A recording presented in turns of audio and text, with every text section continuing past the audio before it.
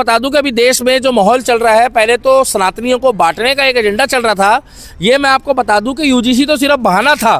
बाकी 27 के इलेक्शन में उत्तर प्रदेश में हिंदुओं को आपस में बंटवाना था। अगर हिंदू बटेगा तो भैया वोट बटेगा, और अगर वोट बटेगा तो योगी आदित्यनाथ जी के तीसरे कार्यकाल में आने के लिए बहुत ज़्यादा प्रभाव पड़ता। और साथ के साथ योगी जी एक ऐसी चट्टान है, ब्रह्मा विष्णु महेश ने उसको आशीर्वाद दिया है। योगी जी एक ऐसी चट्टान है जो सनातन की अलग को जगाने के लिए उत्तर प्रदेश से, अयोध्या नगरी से, मथुरा नगरी से और देव जन्म भूमि से, जो उत्तराखंड भी पहले देव जन्म भूमि उत्तर प्रदेश में ही था हमारे, तो इसीलिए मैं कहना चाहूँगा आप सोचिए कि 26 में ही ये सब चीज़ें करी जा रही है। कुछ लोग कह रहे थे 26 में दुनिया ख़त्म है, कुछ लोग कह रहे थे कि जी 26 में जो है योगी आदित्यनाथ जी अब ये जो मेले, ये जो शंकराचार्य जी हमारे गए हैं, आदि मुक्तेश्वरानंद जी, अगर ये स्नान कर लेते पालकी से उतर के, अरे आधा पौना घंटा समझाया गया। 18 तारीख को सुबह 10 बजे के आसपास हजारों लाखों एक्सीडेंट हुए हैं भारत के उत्तर पूर्वी क्षेत्रों में। इधर उसका कारण है, अगर आप देखोगे तो इतनी धुंध, और उसके बाद वो स्नान वाला ही दिन था अमावस्या का। और उस दिन पिछली बार की तुलना में अगर आप देखोगे तो जो पिछली बार महाकुंभ था उसमें जब हादसा हुआ इतना बड़ा तो उसमें कई लोग मारे गए बेचारे। उसको मद्देनजर रखते हुए इस बार प्रोटोकॉल मेंटेन, और करीब करीब 150-200 उनके साथ जो उनके सेवक थे, श्रद्धालु थे। हाँ, रहा सवाल शिखा का, वो उसका हम विरोध कर रहे हैं, वो गलत है, उस अधिकारी के ऊपर कार्रवाई होनी चाहिए।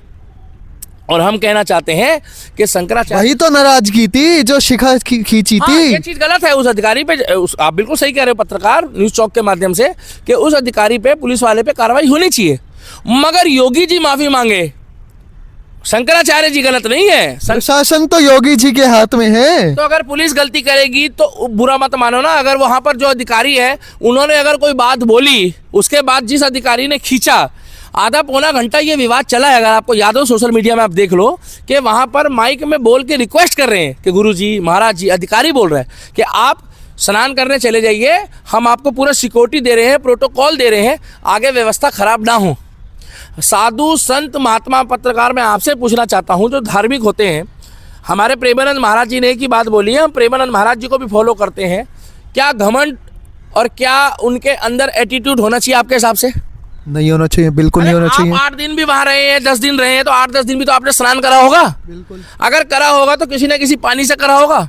जब आप त्रिवेणी के संगम में हो, आप हो ही प्रयागराज में, तो वहीं स्नान कर लेते भाई। आपकी अगर 1% गिला शिकवा योगी जी से थी, तो योगी जी से त्रिवेणी संगम का और योगी जी से गंगा यमुना सरस्वती का क्या लेना देना, आप बताइए ना भाई साहब। भैया आपका अगर दिक्कत योगी जी से तो आप बाद में निकालिए, मगर अगर शिखा वाला, मैं बार बार कह रहा हूँ, अगर शिखा के लिए जो हुआ वो बहुत निर्दयनीय है, वो दंडनीय है। जिस तरीके से मुसलमानों को, जो कहते हैं गुस्ताख नबी की, जिस तरीके से अभी गुरुद्वारे में वो लड़का मुसलमान को ला करके गया, उसी तरीके से हमारे सनातन में मंदिर, शिखा, तिलक, मंगलसूत्र की इज्जत है और हमारी धार्मिक किताबों की।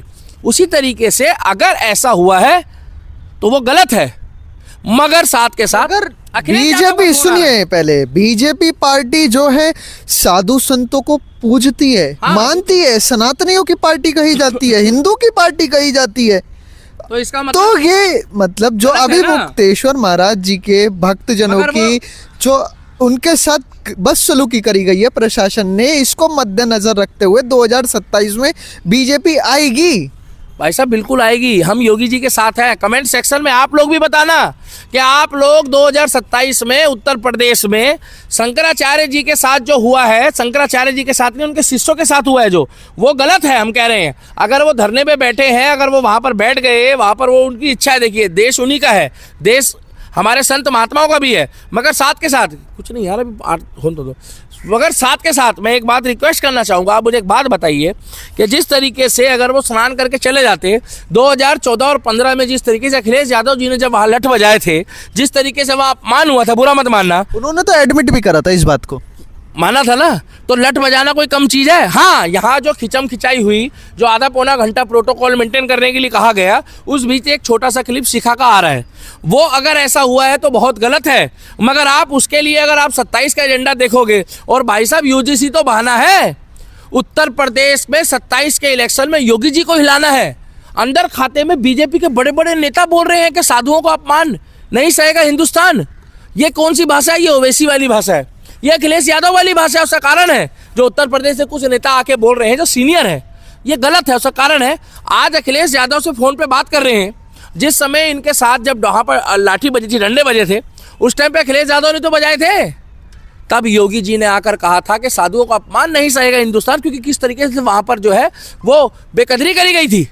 इसलिए मैं कहना चाहता हूं कि आप लोग भी कमेंट सेक्शन में बताइएगा कि I love Yogi Adityanath, I stand Yogi Adityanath के साथ। आप 27 में है कि उत्तर प्रदेश वालों, और जो देश के तमाम लोग हैं। आपको इन व्यक्ति के आप प्रोग्राम में मैं गया भाई साहब। अगर आपसे पूछा जाए आपके लिए योगी जी हैं या अभी मुक्तेश्वर महाराज जी हैं पहले, तो आप किसे चुनेंगे? भाई साहब मैं धर्म के रास्ते में चल रहा हूं, तो मैं अभी मुक्तेश्वर महाराज जी, शंकराचार्य जी को भी नतमस्तक होता हूं, मगर वोट की बात आएगी तो योगी जी मेरी प्रेफर करते हैं। अब ये इलेक्शन नहीं लड़ सकते क्योंकि शंकराचार्य है, पहले बात को समझिए। मैं यही तो कहना चाहता हूं कि शंकराचार्य जी ने आदरणीय राम मंदिर में प्राण प्रतिष्ठा में जाने का विरोध करा, ये मोदी योगी बीजेपी का प्रोग्राम बता दिया। इन्होंने यहाँ आके बोल दिया कि ये जो है योगी जी की पुलिस है। हर चीज़ में कहीं ना कहीं बीजेपी मोदी या योगी जी की ही ये बातों को कर रहे हैं, मगर जहां से अभी तक कांग्रेस के बारे में, अखिलेश यादव के बारे में इन्होंने अपशब्द इतने दिनों से नहीं बोला। अभी अखिलेश यादव भी अभी मुक्तेश्वर महाराज जी के साथ हैं, वो भी कह रहे हैं ब्राह्मणों का अपमान और साधु संतों का अपमान नहीं सहेगा हिंदुस्तान। सुनिए, ये हम भी कह रहे हैं, मगर हम बता दें कि अगर योगी जी तीसरी बार मुख्यमंत्री बन गए उत्तर प्रदेश के, तो यही व्यक्ति है जो स्वराज के लिए सोचेगा, यही व्यक्ति है जो जय भवानी बोलेगा, जय श्री राम जय परशुराम के साथ, यही व्यक्ति है जो छत्रपति शिवाजी महाराज और छत्रपति संभाजी महाराज के बताए हुए मार्ग में चलेंगे, और यही वो व्यक्ति है जो स्वराज की बात करेंगे जय भवानी बोल के। क्योंकि उसका कारण है ये सेकुलर नहीं है। ये देखिए, अच्छा सबका सोचते हैं, चाहे हिंदू हो, मुसलमान हो, सिख हो, ईसाई हो, साथ सबको लेके चलते हैं। इनके लिए अतीक और विकास दुबे में कोई फर्क नहीं था, इन्होंने कोई फर्क नहीं पैदा करा। लखनऊ में जिस तरीके से एक निगम पार्षद के पति ने एक सिख भाई के साथ कुछ गलती करी थी, कुछ मारा था उसको, तो इन्होंने भाई साहब अगले दिन ही उस निगम पार्षद की पूरी जो है जवाबदेही ली और पूरा जो है जांच करके उसको निष्कासित किया। क्यों किया?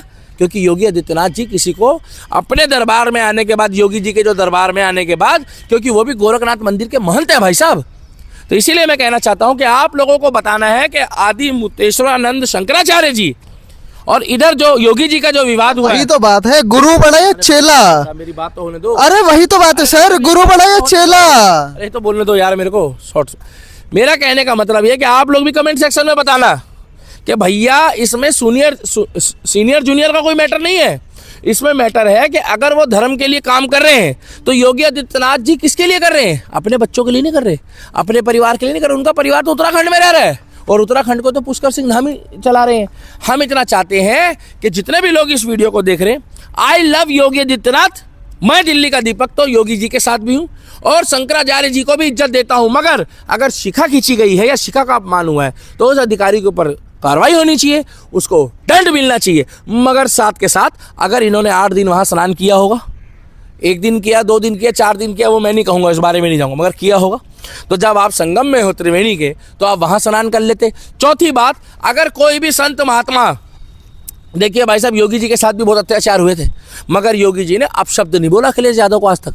माफियाओं को मारा तो अखिलेश को दिक्कत, योगी जी का अपमान होता है तो बीजेपी में कुछ लोगों को खुशी होती है। और यहाँ पर 27 की तैयारी चल रही है योगी जी की।